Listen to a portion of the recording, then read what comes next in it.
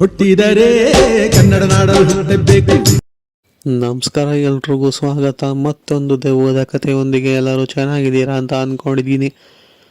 ವಿಡಿಯೋನ ಪೂರ್ತಿಯಾಗಿ ನೋಡಿ, ಆಮೇಲೆ ಇಷ್ಟ ಆಗಿದರೆ ಲೈಕ್, ಕಮೆಂಟ್, ಶೇರ್ ಮಾಡಿ. ಹಾಗೆ ಚಾನಲ್ಗೆ ಸಬ್ಸ್ಕ್ರೈಬ್ ಕೂಡ ಮಾಡ್ಕೊಳ್ಳಿ. ಈ ಒಂದು ಘಟನೆ ಆಗಿರೋದು ಬಂದ್ಬಿಟ್ಟು ಸಿಂಧನೂರಲ್ಲಾಗಿರುವಂತಹ ಒಂದು ಘಟನೆ. ಸಿಂಧನೂರಿನ ತಿಮ್ಮಾಪುರದಲ್ಲಿ ಆದಂತಹ ಒಂದು ಘಟನೆ ಅಂತಲೇ ಹೇಳಿರುವಂಥದ್ದು. ಈ ಒಂದು ಘಟನೆ ತಿಳಿಸ್ಕೊಟ್ಟಿರೋದು ಬಂದ್ಬಿಟ್ಟು ಅವ್ರ ಹೆಸರು ಬಂದ್ಬಿಟ್ಟು ನವೀನ್ ಅಂತ ಹೇಳಿ. ಸೊ ಇವರು ಮೂಲತಃ ಬಳ್ಳಾರಿಯವರು. ಸೊ ಬಳ್ಳಾರಿಯಿಂದ ಸಿಂಧನೂರಿಗೆ ತುಂಬ ದೂರ, ಅಂದರೆ ಸ್ವಲ್ಪ ಟ್ರಾವೆಲಿಂಗ್ ಟೈಮ್ ಜಾಸ್ತಿ ನಡೆಯುವಂಥದ್ದು. ಸೊ ಇವರೆಲ್ಲ ಒಟ್ಟಿಗೆ ಓದಂತಹ ಫ್ರೆಂಡ್ಸ್ ಇದ್ದಾರಲ್ಲ, ಅಂದರೆ ಒಟ್ಟಿಗೆ ಓದಂತಹ ಫ್ರೆಂಡ್ಸ್ ಇದ್ದಾರಲ್ಲ, ನವೀನ್ ಮತ್ತು ಅವರ ಸ್ನೇಹಿತರ ಹೆಸರು ಬಂದ್ಬಿಟ್ಟು ಚಂದನ್ ಅಂತ ಹೇಳಿ. ಸೊ ಇವರು ಮತ್ತು ಈ ಒಂದು ನವೀನ್ ಇಬ್ಬರು ಕೂಡ ತುಂಬಾ ಒಳ್ಳೆಯ ಸ್ನೇಹಿತರು ಅಂತ ಹೇಳ್ಬೋದು. ಸೊ ಒಟ್ಟಿಗೆ ಒಂದೇ ಕಾಲೇಜಲ್ಲೇ ಓದ್ತಿದ್ರು. ಸೊ ಈಗ ಅಂದರೆ ಆ ಕಥೆ ಆಗಿರೋದು ಬಂದ್ಬಿಟ್ಟು ರೀಸೆಂಟಾಗಿ, ಬಟ್ ಇವರು ಕಾಲೇಜ್ ಡೇಸಿಂದನೇ ಒಳ್ಳೆಯ ಫ್ರೆಂಡ್ಸ್ ಅಂತ ಹೇಳಿರೋ ಅಂಥದ್ದು. ಸೊ ಇಬ್ಬರು ಕೂಡ ಬಳ್ಳಾರಿಯೇ ಓದ್ತಿದ್ದು. ಅದಾದಮೇಲೆ ಈ ಒಂದು ಚಂದನ್ ಅವರ ಫ್ಯಾಮಿಲಿ ಇದೆ ನೋಡಿ, ಅವರು ಸಿಂಧನೂರಿಗೆ ಶಿಫ್ಟ್ ಆಗ್ತಾರೆ. ಸೊ ಯಾವುದೋ ಒಂದು ಕಾರಣದಿಂದಾಗಿ ಅವರು ಸಿಂಧನೂರಿಗೆ ಶಿಫ್ಟ್ ಆಗಬೇಕಾಗಿ ಬಂದಿರುತ್ತೆ. ಸೊ ಆದ ಕಾರಣ ಅವರು ಸಿಂಧನೂರಿಗೆ ಶಿಫ್ಟ್ ಆಗಿರ್ತಾರೆ. ಸೊ ಅದಾದ ಸ್ವಲ್ಪ ವರ್ಷಗಳು ಕಳೆದ ಮೇಲೆ ಚಂದನ್ ಅನ್ನೋರಿಗೆ ಮದುವೆ ಕೂಡ ಆಗುತ್ತೆ. ಸೊ ಆ ಒಂದು ಮದುವೆಗೆ ಈಗ ಒಬ್ಬರು ನವೀನ್ ಅಂತ ಇದ್ದಾರಲ್ಲ, ಸೊ ಇವ್ರನ್ನ ಇನ್ವೈಟ್ ಮಾಡಿರ್ತಾರೆ. ಸೊ ಇವರು ಕೂಡ ಒಳ್ಳೆಯ ಸ್ನೇಹಿತ ಅಲ್ವಾ, ಹೋಗಿ ಮದುವೆನ ಅಟೆಂಡ್ ಮಾಡಿ ಬರ್ತೀನಿ ಅಂತ ಹೇಳಿ, ಅಂದರೆ ನೈಟ್ ರಿಸೆಪ್ಷನ್ ಅಂತ ಮಾಡ್ತಾರಲ್ಲ, ಸೊ ಅದನ್ನು ಅಟೆಂಡ್ ಮಾಡಿ ನಂತರ ಅಲ್ಲೇ ಮಲಗಿದ್ದು ಬೆಳಗ್ಗೆ ಮದುವೆ ಮುಗಿಸ್ಕೊಂಡು ವಾಪಸ್ ಬರೋಣ ಅಂತ ಹೇಳಿ ಇವರು ತಮ್ಮ ಟೂ ವೀಲರ್ನ ಎತ್ಕೊಂಡು ಹೊರಡ್ತಾರೆ. ಇವರು ಬಿಟ್ಟಾಗ ಸಮಯ ಒಂದು 3 ಗಂಟೆ ಇರ್ಬೋದು, ಮಧ್ಯಾಹ್ನ 3 ಗಂಟೆ 4 ಗಂಟೆಗೆ ಬಿಟ್ಟಿರ್ಬೋದು. ಆ ಸಮಯದಲ್ಲಿ ಗಾಡಿನ ಓಡಿಸ್ಕೊಂಡು ಸಿಂಧನೂರಿಗೆ ಹೋಗ್ತಾರೆ. ಸೊ ಹೋಗ್ಬೇಕಾದ್ರೆ ಒಂದು ಮದುವೆ ಚೌಟ್ರಿ ಇರುತ್ತಲ್ಲ, ಸೊ ಆ ಒಂದು ಚೌಟ್ರಿ ಹತ್ರನೇ ಹೋಗಿ ಗಾಡಿನ ನಿಲ್ಲಿಸ್ಬಿಟ್ಟು ಪುನಃ ರೂಮ್ಗೆ ಹೋಗಿ ಬಟ್ಟೆ ಬದಲಾಯಿಸ್ಕೊಂಡ್ಬಂದು ಟೈಮ್ ಸ್ಪೆಂಡ್ ಮಾಡ್ತಾ ಇರ್ತಾರೆ. ಆಮೇಲೆ ರಿಸೆಪ್ಷನ್ ಎಲ್ಲ ಮುಗಿಯುತ್ತೆ, ಸರಿ ಮಲ್ಕೊಳ್ಳೋಣ ಅಂತ ಹೇಳಿ ರೂಮ್ಗೆ ಹೋಗ್ತಾರೆ. ಸೊ ಆವಾಗ ಅವ್ರಿಗೆ ಕಾಲ್ ಬರುತ್ತೆ, ಬೆಳಗ್ಗೆ ಒಂದು ಇಂಪಾರ್ಟೆಂಟ್ ಮೀಟಿಂಗ್ ಇದೆ, ನೀವು ಕೆಲಸಕ್ಕೆ ಬರಲೇಬೇಕು ಅಂತ ಹೇಳಿ. ಈ ಒಂದು ನವೀನ್ ಅನ್ನೋರಿಗೆ ಅವ್ರ ಕಂಪ್ನಿಯಿಂದ ಕಾಲ್ ಬರುತ್ತೆ. ಇಲ್ಲ ಸರ್, ನಾನು ಈ ಥರ ಲೀವ್ ಕೇಳಿದ್ದ, ನನ್ನ ಫ್ರೆಂಡ್ ಮದುವೆಗೆ ಬಂದು ನನಗೆ ಬೇಕೇ ಬೇಕು ಅಂತ ಇವರು ಕೂಡ ರಿಕ್ವೆಸ್ಟ್ ಮಾಡ್ತಾರೆ. ಬಟ್ ರಿಕ್ವೆಸ್ಟ್ ಮಾಡಿದ್ರು ಕೂಡ ಇಲ್ಲ, ಆಗೋದಿಲ್ಲ, ನೀವು ಬರಲೇಬೇಕಾಗುತ್ತೆ. ಸೊ ನೀವು ಎಷ್ಟು ಬೇಗ ಆಗುತ್ತೋ ಅಷ್ಟು ಬೇಗ ಬನ್ನಿ, ನಾಳೆ ಆದಷ್ಟು ಬೇಗನೆ ಬರೋಕ್ಕೆ ಟ್ರೈ ಮಾಡಿ ಬೆಳಗ್ಗೆ ಅಂತ ಹೇಳಿ ಕಂಪ್ನಿಯವರು ಫೋನ್ ಮಾಡಿ ಹೇಳಿ ಪುನಃ ಕಟ್ ಮಾಡ್ತಾರೆ. ಸೊ ಇದನ್ನು ಕೇಳಿದಂತಹ ನವೀನ್ಗೆ ಸ್ವಲ್ಪ ಬೇಜಾರಾಗುತ್ತೆ.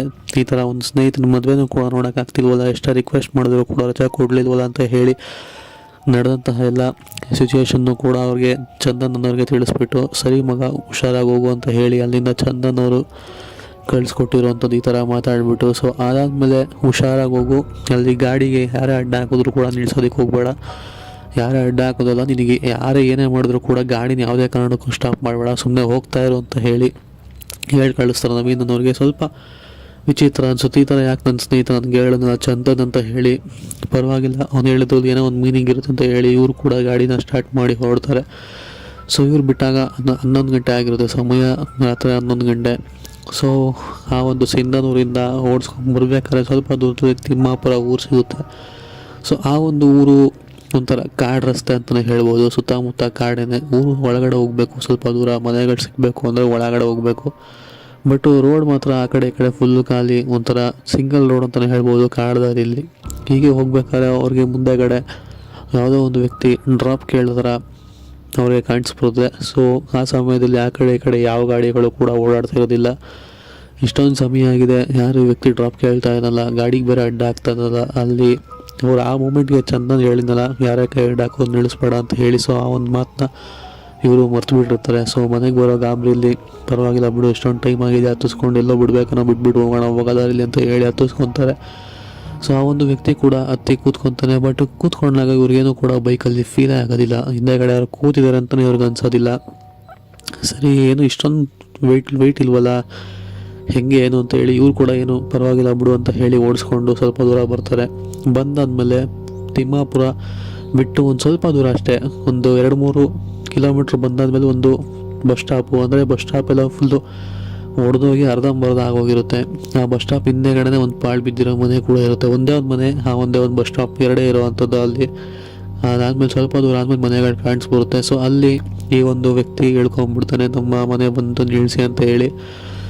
ಸೊ ಇವರು ಕೂಡ ಇಳಿಸ್ಬಿಟ್ಟು ಸರಿ ಮೋಸ್ಟ್ಲಿ ಅಲ್ಲಿ ದೂರದಲ್ಲಿ ಮನೆಗಳು ಕಾಣ್ತಿದೆಯಲ್ಲ ಅಲ್ಲೇ ಇರ್ಬೋದೇನೋ ಇವ್ರ ಮನೇನ ಅಂತ ಹೇಳಿ, ಇಲ್ಲ ಪರವಾಗಿಲ್ಲ ನೀವು ಹೋಗಿ ಅಲ್ಲಿವರೆಗೂ ನಾನು ಕೂಡ ಬಿಡ್ತೀನಿ ಬನ್ನಿ ನಿಮ್ಮ ಮನೆಗೆ ಅಂತ ಹೇಳಿ ಇವರು ಗಾಡಿನ ಸ್ಟಾರ್ಟ್ ಮಾಡಿ ಮುಂದೆ ಹೋಗೋಕೆ ಪ್ರಯತ್ನ ಪಡ್ತಾರೆ. ಬಟ್ ಇಲ್ಲ ನಮ್ಮ ಮನೆ ಅದಲ್ಲ, ನಮ್ಮ ಮನೆ ಇದೆ, ಬಸ್ ಸ್ಟಾಪ್ ಹಿಂದೆಗಡೆ ನಮ್ಮ ಮನೆ ಇದೆ, ಇಳಿಸಿ ಅಂತ ಹೇಳಿ ಆ ಒಂದು ವ್ಯಕ್ತಿ ಅಲ್ಲಿಂದ ಇಳ್ಕೊತಾನೆ. ಇಳಿಬೇಕಾದ್ರೆ ಕೂಡ ಅವ್ರಿಗೆ ಫೀಲ್ ಆಗೋದಿಲ್ಲ. ಮೊದಲೇ ಗಾಡಿ ಫುಲ್ಲು ಲೈಟ್ ವೆಯ್ಟ್ ಆಗಿತ್ತು, ಹತ್ತಿದ್ದು ಫೀಲ್ ಆಗಿಲ್ಲ, ಇಳಿದು ಫೀಲ್ ಆಗಿಲ್ಲ. ಅದಾದಮೇಲೆ ಹೋಗ್ತಾ ಒಂದು ವ್ಯಕ್ತಿ ಆ ಒಂದು ಪಾಳು ಬಿದ್ದಿರೋ ಮನೆ ಒಳಗಡೆ ಹೋಗ್ಬಿಡ್ತಾನೆ. ಇದು ಪಾಳು ಬಿದ್ದಿರೋ ಮನೇಲಿ ಯಾರು ವಾಸ ಮಾಡೋಕ್ಕೆ ಸಾಧ್ಯ, ಇವ್ರಿಗೇನು ತಲೆ ಸರಿ ಇಲ್ವಾ ಹಂಗೆ ಹಿಂಗೆ ಅಂತ ಹೇಳಿ ಇವರು ಕೂಡ ಗಾಡಿನ ಸೈಡ್ ಹಾಕ್ಬಿಟ್ಟು ಹೋಗಿ ಯಾವುದೇ ಒಂದು ಪಾಳು ಬಿದ್ದಿರೋ ಮನೆಯಲ್ಲಿ ಸುತ್ತಮುತ್ತ ಹುಡುಕ್ತಾರೆ. ಬಟ್ ಅಲ್ಲಿ ಯಾವುದೇ ರೀತಿಯ ವ್ಯಕ್ತಿ ಅವರಿಗೆ ಕಾಣಿಸೋದಿಲ್ಲ. ಇದೇನು ಇವಾಗಿಂದ ಅಂತಾನೆ ಗಾಡಿಯಲ್ಲೇ ಬಿಟ್ಟು ಡ್ರಾಪ್ ಮಾಡಿದೆ, ಇವ್ರು ನನ್ನ ಕಣ್ಣು ಮುಂದೆಲ್ಲ ಈ ಒಂದು ಪಾಳು ಬಿದ್ದಿರೋ ಮನೆ ಹತ್ರ ಬಂದರು, ಇವಾಗ ನೋಡಿದ್ರೆ ಇಲ್ಲಿ ಯಾರೂ ಇಲ್ವಲ್ಲ ಅಂತ ಹೇಳಿ ಅಲ್ಲಿಂದ ಬರ್ತಾರೆ ಆಚೆ ಕಡೆ. ಸೊ ಬಂದಮೇಲೆ ಪುನಃ ಅವ್ರಿಗೆ ಚಂದನ್ ಅನ್ನೋರ ಕಡೆಯಿಂದ ಫೋನ್ ಬರುತ್ತೆ, ಏನು ರೀಚ್ ಆದ ಮನೆಗೆ ಹೋಗಿದೆಯಾ ಅಂತ ಹೇಳಿ ಫೋನ್ ಮಾಡ್ತಾರೆ. ಇಲ್ಲ ಇಲ್ಲಿ ಯಾರೋ ಡ್ರಾಪ್ ಕೇಳಿದ್ರು, ಸೊ ಅವ್ರಿಗೆ ಕೊಟ್ಟೆ. ಆಮೇಲೆ ಅವ್ರು ಯಾವುದೋ ಪಾಳು ಬಿದ್ದಿರೋ ಮನೆ ಒಳಗಡೆ ಹೋದರು, ಇವಾಗ ನೋಡಿದ್ರೆ ಯಾರೂ ಕಾಣಿಸ್ತಾನಿಲ್ಲ ಅಂತ ಆದ ಎಲ್ಲ ಸಿಚುವೇಶನ್ನು ಕೂಡ ತಿಳಿಸ್ಕೊಡ್ತಾರೆ. ಆವಾಗ ಚಂದನ್ ಬೈತಾರೆ, ನಿನಗೆ ಯಾರು ಹೇಳಿದ್ದು ಗಾಡಿ ನಿಲ್ಸೋಕ್ಕೆ, ನಾನು ಹೇಳಿದ ತಾನೇ ಏನೇ ಆದರೂ ನಿಲ್ಲಿಸ್ಬೇಡ, ಯಾರೇ ಕೈ ಹಾಕೋ ನಿಲ್ಲಿಸ್ಬೇಡ ಹೋಗು ಅಂತ ಹೇಳಿ. ಅದು ಮನುಷ್ಯರಲ್ಲ, ಅದು ದೆವ್ವ, ಅಲ್ಲಿಂದ ಎಷ್ಟು ಬೇಗ ಆಗುತ್ತೋ ಅಷ್ಟು ಬೇಗ ಗಾಡಿನ ಎತ್ಕೊಂಡು ಹೋಗು ಅಂತ ಹೇಳಿ ಬೈತಾರೆ. ಸೊ ಇದಾದಮೇಲೆ ಚಂದನ್ ಬೈದಿದ್ದನ್ನ ಕೇಳಿಸ್ಕೊಂಡು ಅಲ್ಲಿಂದ ನವೀನವರು ಕೂಡ ಬಿದ್ದು ಅಂತ ಹೇಳಿ ಗಾಡಿನ ಉಳಿಸ್ಕೊಂಡು ಫಸ್ಟು ಅವ್ರ ಊರನ್ನ ರೀಚ್ ಮಾಡ್ತಾರೆ. ಸೊ ಅದಾದಮೇಲೆ ಫೋನ್ ಮಾಡಿ ಬೆಳಗ್ಗೆ ಪುನಃ ಚಂದನ್ ಅವರು ಇವ್ರಿಗೆ ಬೈಯೋ ಅಂಥದ್ದು, ನೀನು ಯಾರು ಗಾಡಿ ನಿಲ್ಸೋಕ್ಕೆ ಹೇಳಿದಲ್ಲ ನಿಲ್ಲಿಸ್ಬೇಡ, ಈ ಥರ ತುಂಬ ಜನಕ್ಕೆ ಐಡ್ ಹಾಕಿದೆ, ಒಂದು ಪಾಳು ಬಿದ್ದಿರೋ ಮನೆಗೆ ತುಂಬ ಜನ ಡ್ರಾಪ್ ಇಸ್ಕೊಂಡಿದೆ, ನೀನು ಯಾರು ನಿಲ್ಸೋಕ್ಕೆ ಹೇಳಿದೆ ಅಂತ ಹೇಳಿ ತುಂಬಾ ಬೈತಾರೆ. ಸೊ ಇದು ಕೊಟ್ಟಿರುವಂತಹ ಒಂದು ಸತ್ಯ ಘಟನೆ. ಇಷ್ಟ ಆಗಿದೆ ಅಂತ ಅಂದ್ಕೊಂಡಿದ್ದೀನಿ. ಸಿಗೋಣ ಮತ್ತೊಂದು ಹೊಸ ಕಥೆಯೊಂದಿಗೆ. ಅಲ್ಲಿವರೆಗೂ take care, good bye friends.